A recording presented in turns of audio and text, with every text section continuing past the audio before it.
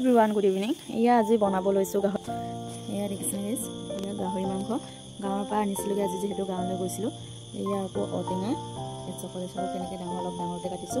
এফালে ধনিয়া, এফালে আকৌ আদা নহৰু খুন্দা, এফালে কেঁচা জলকীয়া, এফালে আকৌ আলু এটামান দি দিছো, এফালে জালুক।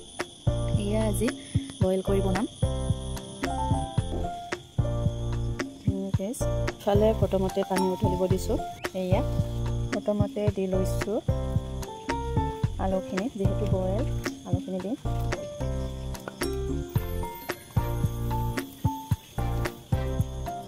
তাৰপিছত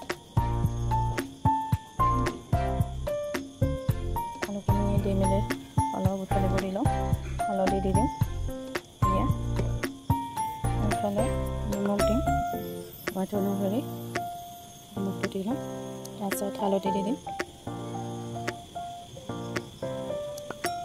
লাই শাক আনিব কৈছিলোঁ, কিন্তু মানুহজনে ক'ৰবাত যাবলগীয়া হ'ল, সেইকাৰণে আনিব নোৱাৰিলে। লগৰ এটা মাতিলে, এনেকৈ লাই শাক খাব মন গৈছিল আজি, কিন্তু লাই শাকটো নহ'ল আৰু এনেকৈ বনাওঁ আৰু।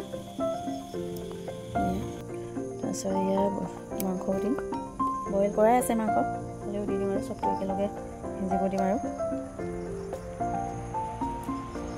গোটেইখিনি লগাই ধুনীয়াকৈ সিজিব দিম, উতলিব দিম।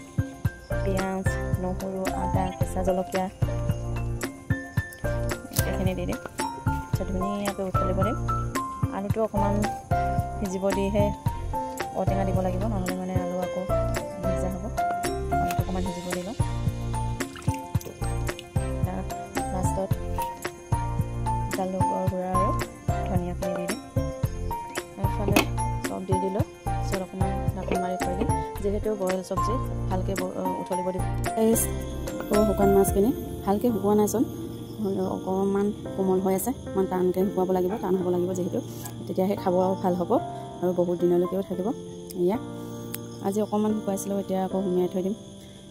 জুই নুমাই গ'ল, মই পাহৰিয়ে গৈ আছোঁ, মানে এইটো শুকাই মেলি ভিতৰত চব্জি বনোৱাৰ কিবা যোগাৰ কৰি আছোঁ যে, এইটো কাৰণে পাহৰি আছোঁ। মাছটো জুইটো নুমাই গ'ল, সেইকাৰণে সোমাই থৈ দিমগৈ আৰু আকৌ কাইলৈ শুকাই দিম।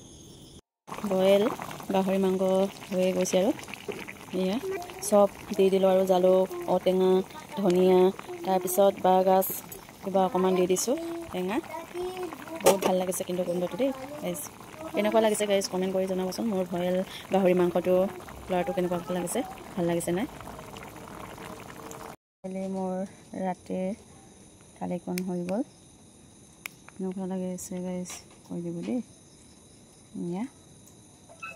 চিম্পল।